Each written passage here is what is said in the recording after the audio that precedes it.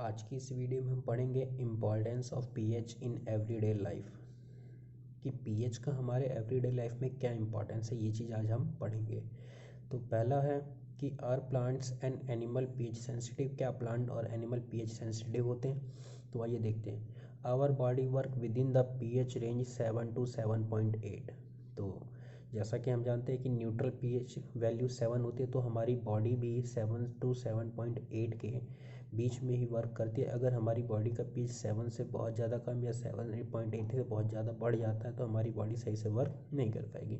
When the pH of rain water is less than 5.6 it is called acid rain. अगर rain water का pH value 5.6 से कम हो जाता है तो हम उसी रेन को एसिड रेन कहते हैं। If the soil is too acidic और basic the plant grow badly और do not grow at all. अगर सॉइल का पीएच भी बहुत ज़्यादा एसिडिक या बहुत ज़्यादा बेसिक होता है तो प्लांट भी सही से ग्रो नहीं करते हैं। If the soil is too acidic then it is treated with material like quick lime और स्लैग लाइम। अगर सॉइल का पीएच एसिडिक हो जाता है तो उसके पीएच को इंक्रीज़ करने के लिए हम उसके अंदर बेसिक सब्सटेंस क्विक लाइम या स्लैग लाइम का यूज़ करते हैं ताकि सॉइल का पीएच इंक्रीज आके 7 के आसपास, न्यूट्रल के आसपास सॉइल का पीएच हो जाए। और if the soil is too alkaline, अगर सॉइल का पीएच अल्कलाइन हो जाता है, अल्कलाइन में 7 से बहुत ज़्यादा बढ़ जाता है, then it is treated with decaying organic matter. तो इसे डिकेइंग ऑर्गेनिक मैटर से ट्रीट किया जाता है ताकि सॉइल के पीएच को घटा के 7 के आसपास लेकर आया जा सके। तो ये तो था। अब हम देखते हैं कि pH in our digestive system. हमारे डाइजेस्टिव सिस्टम में पीएच किस प्रकार से काम करता है। Our stomach produce hydrochloric acid. हमारे स्टमक के अंदर एसिड हाइड्रोक्लोरिक प्रोड्यूस होता है। Sometime excess acid is produce in the stomach cause the indigestion which produce pain and irritation. कभी कभी स्टमक के अंदर एसिड बहुत ज़्यादा सिक्रीट हो जाता है, प्रोड्यूस हो जाता है, जिसकी वजह से इंडाइजेशन हो जाता है, स्टमक में पेन होता है और इरिटेशन होता है। In order to cure indigestion, अब इंडाइजेशन को क्योर करने के लिए we can take base called antacid. हम कुछ बेस लेते हैं जिसको हम एंटा एसिड कहते हैं। एंटा एसिड का नेचर होता है बेसिक और हमारे स्टमक में एसिड का अमाउंट क्या हो गया, बढ़ गया, एक्सेस में हो गया। तो antacid react with excess acid in the stomach and neutralise it. अब एसिड और बेस आपस में रिएक्शन करेंगे, न्यूट्रलाइजेशन होगा, तो एंटा एसिड स्टमक के अंदर एसिड के साथ रिएक्ट करता है और उसको न्यूट्रलाइज कर देता है। तो एंटा एसिड के कुछ एग्जांपल हम देख सकते हैं। मिल्क ऑफ मैग्नीशिया, जिसका केमिकल नाम होता है मैग्नीशियम हाइड्रोक्साइड, और दूसरा एग्जांपल सोडियम बाइकार्बोनेट जो कि बेकिंग सोडा होता है। ये एंटा एसिड के एग्जांपल है जो बेसिक नेचर के होते हैं। एसिडिटी जब हो जाती है तो हम इसको लेते हैं।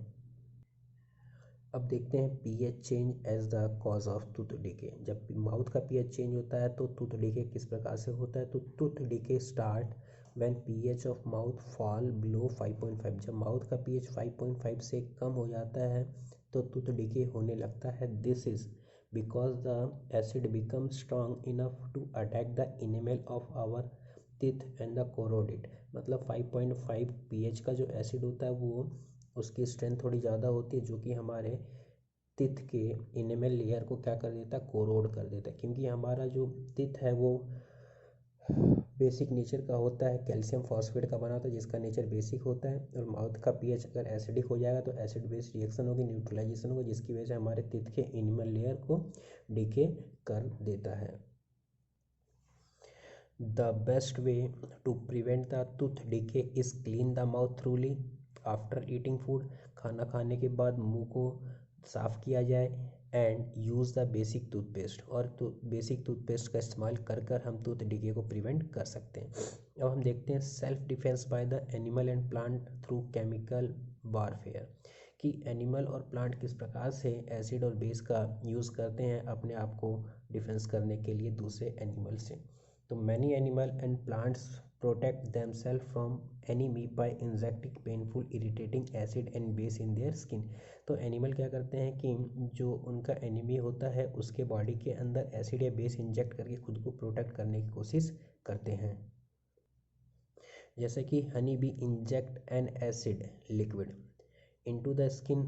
जब किसी भी पर्सन के स्किन के अंदर honey bee acidic liquid inject कर देता है or rubbing with mild base like the baking soda solution on the stung area skin give relief। और जिस एरिया में मधुमक्खी ने काटा है उस एरिया में हम बेकिंग सोडा जो कि एक बेस है उसको रब करके हमें रिलीफ मिल सकता है। व्हेन द वास्प स्टिंग, जब ततैया काटती है, इट इंजेक्ट अल्कलाइन लिक्विड, लेकिन जो ततैया होती है वो अल्कलाइन लिक्विड इंजेक्ट करते हैं इन स्किन के अंदर।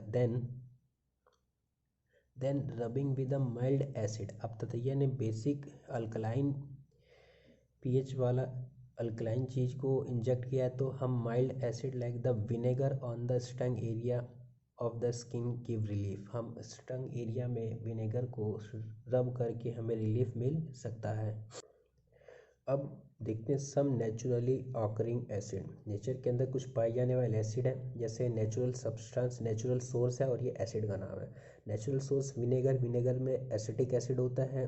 ऑरेंज के अंदर सिट्रिक एसिड होता है। टैरामिन मीन्स इमली में टार्टरिक एसिड होता है। टोमेटो में ऑक्सैलिक एसिड होता है। सोर मिल्क मीन्स कर्ड, दही में लैक्टिक एसिड होता है। लेमन में सिट्रिक एसिड होता है। एंड स्टिक में मेथनोइक एसिड होता है। नेटल स्टिंग में भी मेथनोइक एसिड होता है। इन एसिड्स के नाम एग्जाम में पूछ सकते हैं।